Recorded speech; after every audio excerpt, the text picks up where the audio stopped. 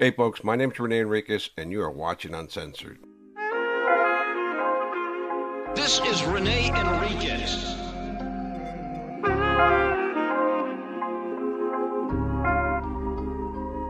Nickname Bootser. Black Hand of the Mexican Mafia. Prison gang politics. Hey folks, my name is Rene Enriquez and you are watching Uncensored. Well, today we have made another discovery. Well, my editor did. I didn't, because if it was up to me and based on what I said, this would have been lost. This would have been lost in the shuffle. So my editor went through the files and found this segment that I did not record on. It's the very, very last recording of Perico and his debrief. This is the ultimate last one, folks. There's not going to be one popping out of the woodwork. And as you know, for those who have not tuned in to Uncensored before, this is Perico Rocha, also known as Perico from Norwalk. He was apprehended and arrested for extortion. This was after he got out of the 1995 RICO sentence and beat a case that he picked up in Lompoc. So this is him cooperating with law enforcement, doing what is called a debrief, right? It's when you provide law enforcement with your entire history of criminal activity in an organization or gang, right? That's what a debrief is. And we found this piece just serendipitously. And that's credit to my editor. She's sharp. She's on it. I am not. I forget everything. I forget where I left off recording, all that stuff, right? So a big shout out to my editor for finding this last piece. But have no fear. A lot of people have been asking for my debrief. And I got to tell you that I do have it, right? Other people have posted it in the past. But I'm going to give you the breakdown of with all the analogies, all the commentary. And it's in this very same room that I did the debrief. But that's coming next. You'll get that next week. We want to follow up because we're showing everybody else's debriefs. Why not show mine, right? So we got that coming for you. That's coming up on the plate. But have no fear. Perico Rocha has a series of videos, in this case, Operation La Jale, where there are a variety of different meetings with different organized crime figures and different organized crime groups. We have them all. And we're going to run those. We just wanted to complete the debrief first. And just for those viewers out there who've been asking, particularly Mrs. G, we started reading The Black Hand. I'm narrating it. But one thing, I hate reading out loud. I just hate it. It puts me to sleep. And while I was reading the chapters that I've already completed filming, I was wearing these glasses right here, which do not have bifocals. And I was struggling to read. And I was falling asleep because in prison I used to read to go to sleep, right? I'd read during the day, but at night I'd hold the book up until I dropped it. And then I just put the book aside and go to sleep. And that's how that was my method to go to sleep, reading, right? So you hear me get a little drowsy. And, we're going to play it just as it is. I read voraciously, but I hate reading aloud. Just keep that in mind. I mean, I'm sure it'll get better as time goes on, but these are the first cracks at reading a book. I hate doing scripted stuff. I'm more off the cuff guy. I'm more of an off the cuff guy. So now you know. So let's get this video cracking with Perico. This is our last debrief of Perico. I know it's a sad time. We love Perico. He does great on video. You guys love him. I love him too. Maybe one day I'll meet him, have a beer with him. We sit down, have a nice meal. All right, folks, here we go. Let's enjoy it. Hey, before we go any further, call to action. Watch the video in its entirety, folks. Do not skip ahead. Do not jump around. Do not pause it and come back, watch later. Watch it when you sit down. Let it run. Even if you're not going to watch it, let it run. Because we built watch hours. And that's most important. For all the people out there that want to support the channel, the best way to support the channel is to watch the video in its entirety. Right? And hype. You can hype, leave a thumbs up. You can leave a comment. All those are ways to support the channel. We truly appreciate you. And we're nearing 50,000 subscribers. We're going to have a shit ton of giveaways. This is a big thing for us. Our channel has become successful, and it's because of you guys that this happened. Not because of me. It's because of you guys, and I want to give back to you guys in some way, some fashion, somehow. We're going to do it, folks. I guarantee you that. All right, here we go. Here comes Periquito, Periquito. And it's, what do you know, 15:56 hours still. Yeah, let's just, All right, well, keep going let so me- we can get to a good stopping point, and then we'll be. Let me ask one. I'll go till I'm going to get released. Let me ask one quick question, too. In 1992, there were over 1,000 murders in LA County. There were actually almost 1,200. Okay, between LAPD and LASD. What's that? Los Angeles Police Department and the LA County Sheriff's Department. All right. Almost 1,200 murders. Okay. We haven't talked about a single murder. In 92? Yeah. I'm not really, honestly, I'm not familiar with murder, That's why. You see Perico backpedaling real quick. I ain't killed nobody. Because Francis Hardiman there is homicide. He's robbery homicide, right? LASD, LA Sheriff's Department. That's who he is. That's what he does. He's what he calls the murder police. He's the murder police. And that's what he wants to know about. And they're going to get into something at some point, somewhere. Just not right now. I told you guys my story ain't going to be real glamorous, filled with bodies here and there and all that. Honestly, there's no murders that I actually know of until this time that I got out. Okay. So I wasn't involved in murders then. If the only thing actually was, I did the conspiracy to murder, the Donald, whatever we talked about in the meetings, which you got on tape. Donald. Little man. He's talking about Donald Ortiz, the guy that got smoked in Chino by Palomino. He came down from Las Vegas. That's who he's talking about right there. That was a conspiracy that had been going on for about 20 years. Okay. So, yeah, even though there was probably that many of murders, What about neighborhood murders? there were probably more. No, I wasn't. I wasn't really involved. The gangbang stuff that went on. I know there was a lot of shit with Chivas and Norak back and forth, but to say I knew or they were told, I stood out of that shit. Once I became even not even that, but I wasn't bothered with shit like that, especially when I was a carnal. Yeah, well, with this guy or this and that, or because they know I tell them, what, you got a problem with who? I'll go get them. If they're from your enemy's neighborhood, I'll go get them with you, and you guys deal with it. So, yeah, there was, even though there was probably that many murders, I wasn't personally aware of them. Thinking back, I can't even remember offhand anything particular or specific that people came and talked about murders in front of me or told me about. I just wasn't. I was more a business type of guy. Okay, fair enough. If you want to call it that. That's fine.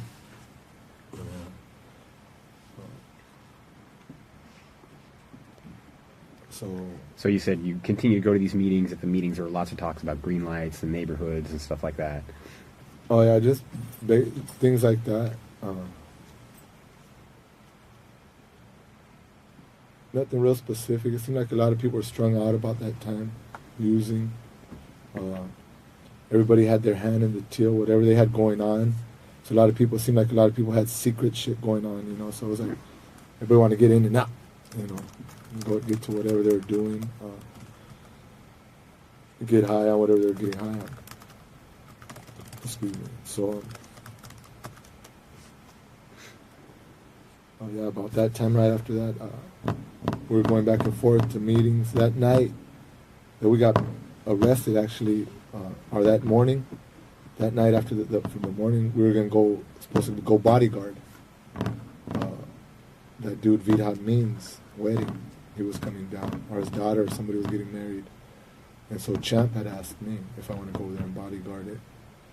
I was like, yeah, whatever. So I invited Smilon to go if he wanted to go. So he got in the car. We were leaving. That's when you guys pulled us up, drawed on us and arrested us. You have a gun in the car? No. No, Champ had him. I was going to pick him up later.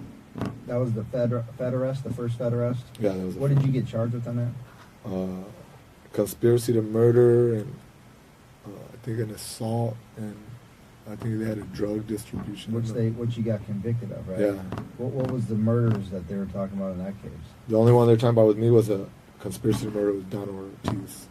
That was it. I think they had, I don't know what the other one was, because Scooby ended up getting hit. Let's stop it right there. Remember the charge you just talked about occurred in 1994, 1995, the conspiracy to murder Donald Ortiz. He was on the hit list way before that, right? But this was at this meeting that was recorded by the FBI, and they charged them with conspiracy to murder Donald Ortiz. Donald Ortiz was just murdered a few years ago. So the conspiracy existed that long, and finally somebody got to little man and eliminated him. So just look at the length of time that went by before Donald Ortiz was finally caught up with and dealt with by the organization. They said they found a kite in the county. Somebody had said that to hit him, so they charged me. I don't know if it was with an assault or attempted murder. What was the nature of his extent of his involvement in that? Who was he charged with that? Do you remember? I just got out. I was only out like a couple months, so I was only on like 3 or 4 videos. But the main one was that Donald Ortiz murder, because they had talked about it, and that was it. So basically, by him being in the room talking about it, that's what he was pretty much solely charged on. Yeah. Okay. And being a part of the organization and all Yeah. that, that stuff. Okay. Because you only ended up getting convicted of 1 RICO count, correct? To tell you the truth, I don't even remember. I couldn't even tell you what the charges were. I couldn't tell you. And you did how long on that one? It was 11 years. All in the same. 12 years. In From 95, 11 years from. He was sentenced to 155 months. 95 to 2006. what facility were you in for that whole time? All over. I went to Marion. All feds, right? Yeah, Marion, Lewisburg, Kansas, then Longpont, Victorville. Yeah, I made my little rounds. Let me ask you this then. In that stint, I mean, obviously you're in prison for a long time.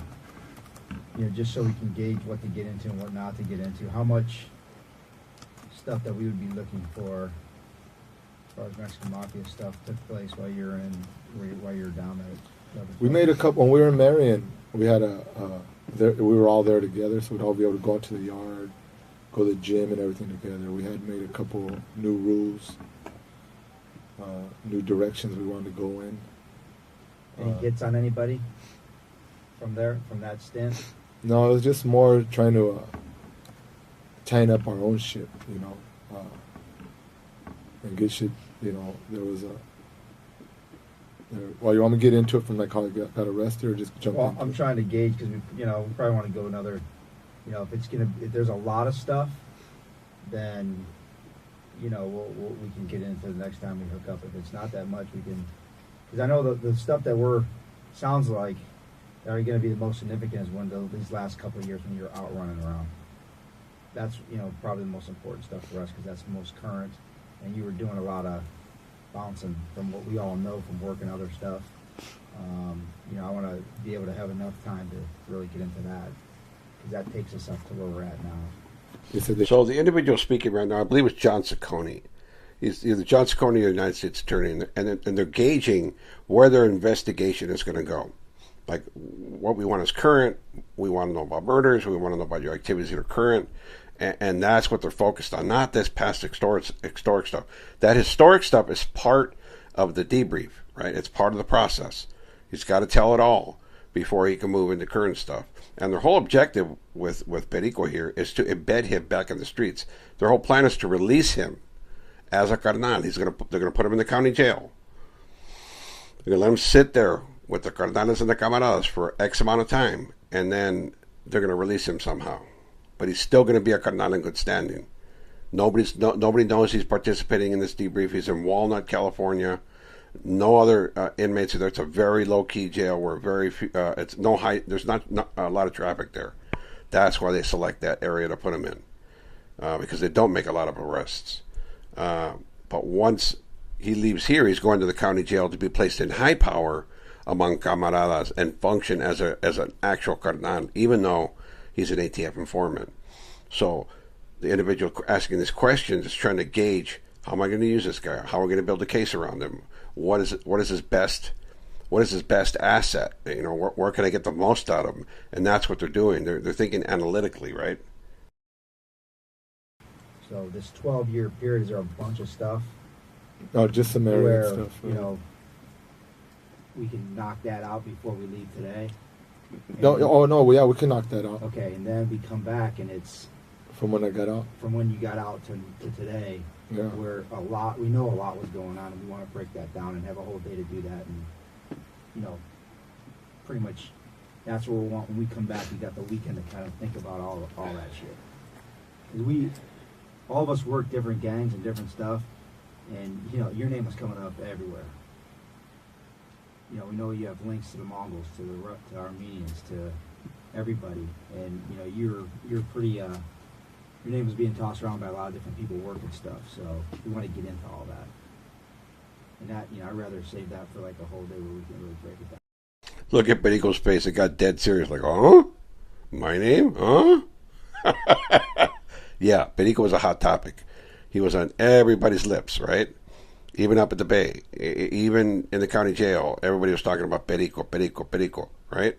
Because he was out there doing the damn thing. He really was. He was a businessman. And he hooked up with the Armenians. He hooked up with the Mongols. He hooked up with the cartels. He did a lot of business, right? He extorted a lot of people, and that's what they want to know about. Yeah, So- yeah. So yeah, let's just try to work our way through. But just because my name was brought up, No, you know. I'm just saying, you know. But yeah, mostly this jail stuff was just like a day or two, here or there. Nothing, you know, long, dramatic. That's something we could run through probably in like half hour. Let's do that. Let's try to wrap that up with today. Get yourself through your 11-year stint, and then we can pick up the rest. Okay, there wasn't really nothing. We got arrested on that. I got busted. We're in MDC. Most of the time I was strung out there. There was a gang of drugs. Everything was cracking there.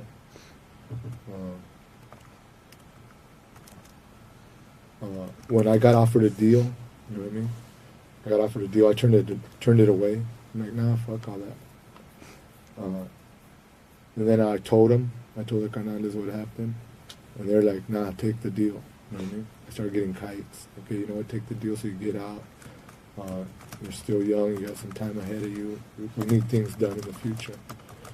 I got this from, you know, Topo, Danny, you know, from the older carnales, Victorio. Like, nah, take it. I'm like, we'll see. So I guess a year or so went by. Was it Topo, Black Dan, and who else? Victorio. Victoria who? Victor passed away. I don't know his last name. He's talking about Victorio Murillo, who was killed in Visalia, California by Inch and Chacho.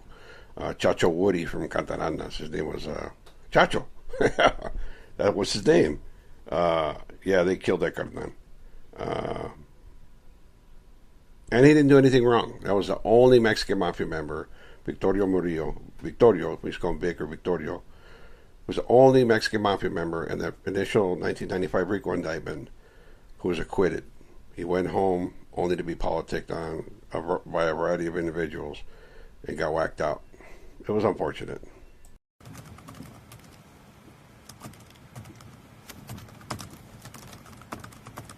Okay. So, anyways, the deal came up again. First, they offered me 8 years. You know, they came back, they offered 12. Or 12 something, 12 years, 9 months. So I came back and I told them, hey, they offered me time. They're like, take it. I'm like, you sure? I'm like, I could beat this. That's what I thought. And they're like, no, take it. So I'm like, all right. So I took it. Boom, I got out of there. Went to Kansas. Willie Bobo was there, Jesse, Termite. Nothing happened. I got to Marion. When I did get to Marion, then that's when, after everybody got here. Actually, when I first got there, they had, me and Termite were the first ones there. Then everybody came after that. When everybody came, then they put me in they slammed me down, put me on separation, because SIS, whatever the gang unit's initials were back then, they said that there was a hit on me for taking the deal. So I'm like, you know what?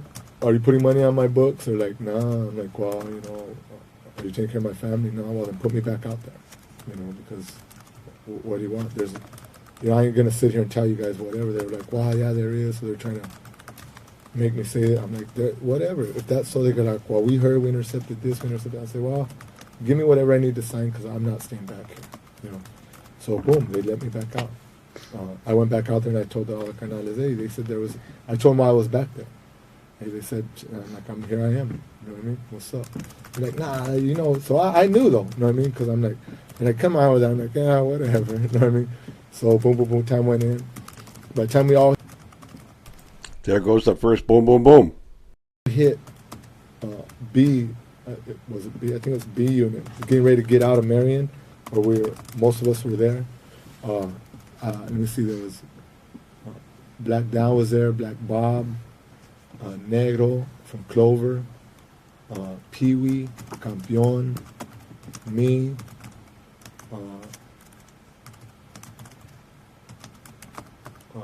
what's his name? The little guy from Soto, I forgot his name.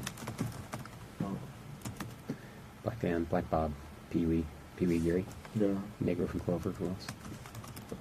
Willie Bobo. Oh no, that's the other guy's name. The little guy from Soto, forgot his name. I remember it. Campeon. Anyways, we were all right there.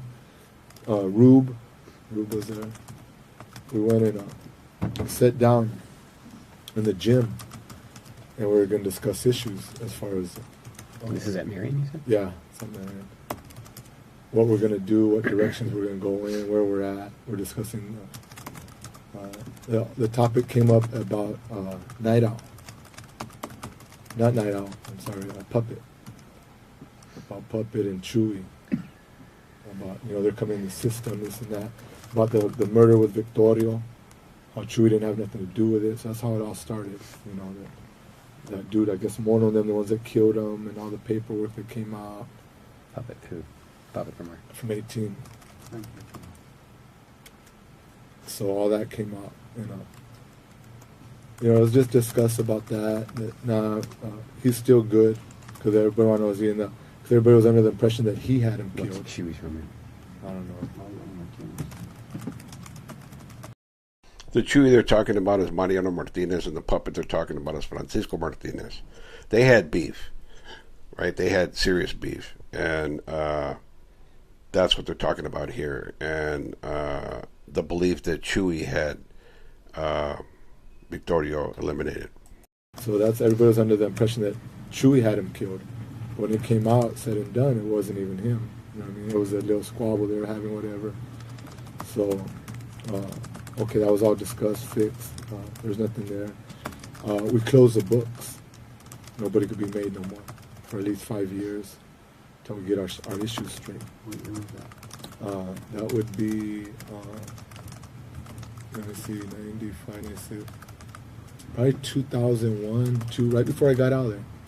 So whatever, the time right before I got out was probably like months before that. These are all, Right before you got out of Marion. Marion, yeah. these are all the guys you're in Marion with from the federal RICO case, right? And some from the feds already, yeah. Right. So the guys making this decision to close the books all were the federal MA guys, Yeah, not the state guys. no. And was there any? Communication? Yeah, would the state guys be like, Yeah. what the fuck, you know, or were they down? No, well, it had been, I guess, like, see, because Rube was the one that was in contact with Champ in Colorado. Then they were in contact with the state. Okay. So it was like, it was something, I guess, that had been an iron that had been in the fire for, I don't know, a year or two, whatever, right? If you remember correctly, when they were making Pelot, that initial induction video of Pelot Maciel, the guy from El Monte Flores, right? They talked about closing the books then, but the guys at the street said, "Nah, we're going to make this last guy, and then we'll agree to that." Now here it is, years later, that the feds, the federal Mexican mafia members, are all together and they're closing the books officially for 5 years. That's what he's talking about. On both sides. Yeah, but being that we had been sitting there, all of us had the chance and opportunity, us carnales, now we're going to decide on it, you know. And then that's what we're going to push out. So that was decided, no more carnal for at least like 5 years. Let's get our shit straight. There's too many carnales running around out there that are no good, and nobody's doing nothing to them. So we could start delegating, or, you know, back to the old thing, no more, you can't make somebody from your own barrio. If there's a dude that's good that's going to be made, pass him on, you know, let you run with him for a little while, solidify it. If it's good enough and before he gets made and he got access at a carnal, he can kill him. And that's his automatic in, you know. So, because there's too many carnales out there that we can't get to, especially in the state.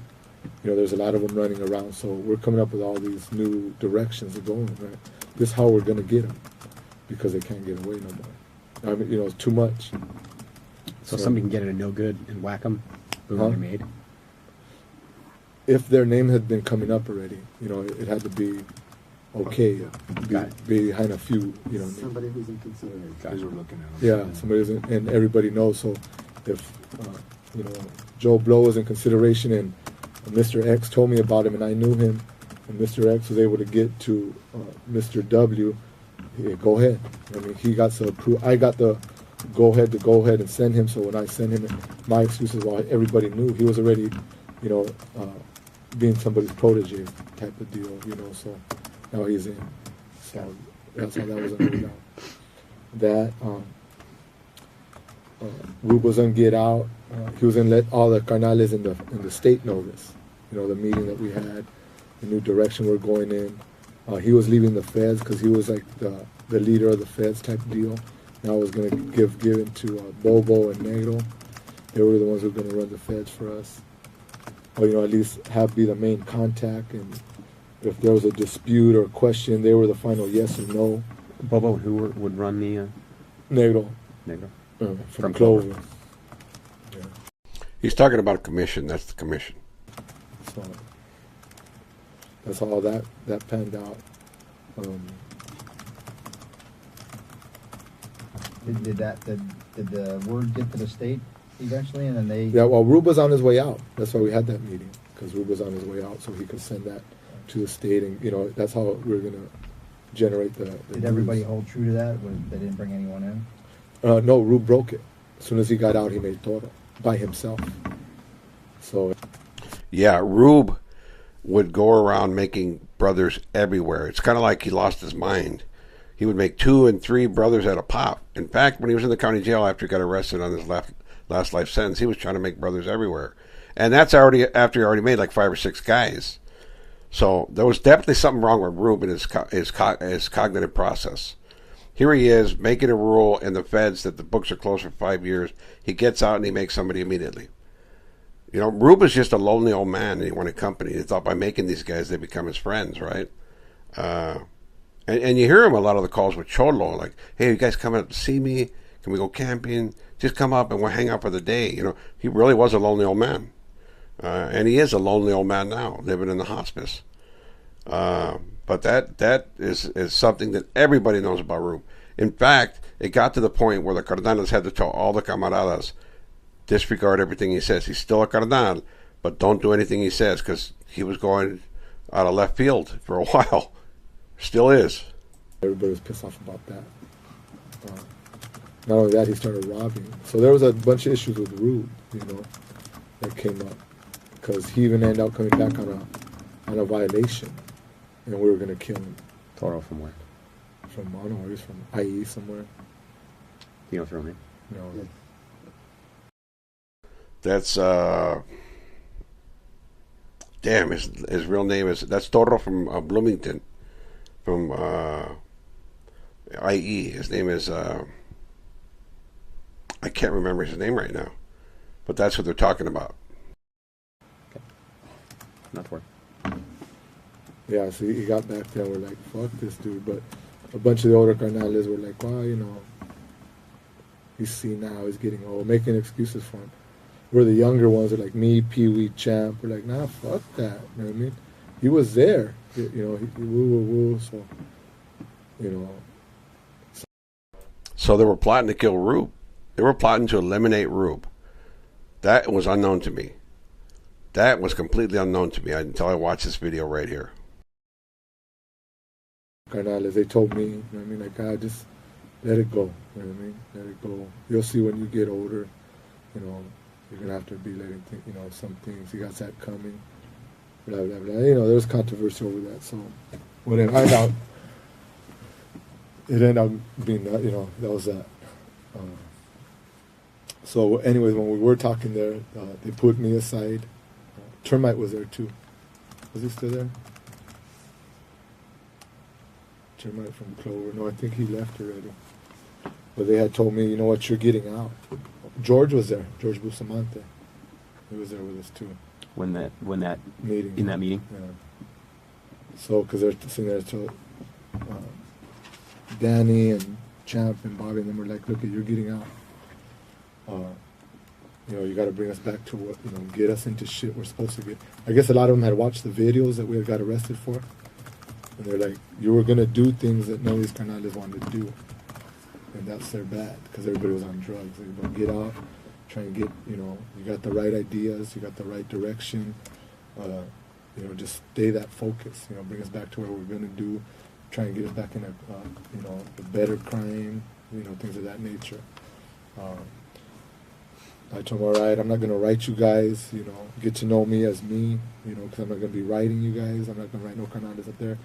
If something happens, be able to make a judgment call on me without being, you know, with no, even if bad rumor comes up, that's kind of helped me, you know, because when all the bad rumor came up, I got it all from them saying, hey. There you have it, folks. That does it for the Perico debrief. It was pretty shocking to me to hear that they were planning on eliminating Rube. Rube was doing some outlandish stuff. And it's true. I mean, some of the stuff you got to overlook, right? Cardenas allow Cardenas to break the rules all the time. Here, they just establish a rule not to break members for 5 years, and Rube goes right out and breaks it. But because he's such a long-standing member and has such palabra, like he has juice, right? They let him break the rule. But that's the way it goes in the organization. Like I told you, all the rules are broken. Everybody breaks the rules. It's really dependent upon your socio-political status in the organization and whether sanctions imposed. In other words, if you got juice, you can do anything you want. If you ain't got no juice, you're going to get whacked. That's the reality of it. So, that completes Perico's debrief. That really completes it, folks. And before anybody says anything, I want to hear anything about the scruff on the back of my neck. I was supposed to go get a haircut today. I did not, but I am going tomorrow. Next time you see me, I'll be nice and spiffy. All right, folks. With that said, we're going to end this episode of Periquito. All right. Do what you do, folks. Stay safe. Have a wonderful Friday. Peace out. This is Rene Enriquez.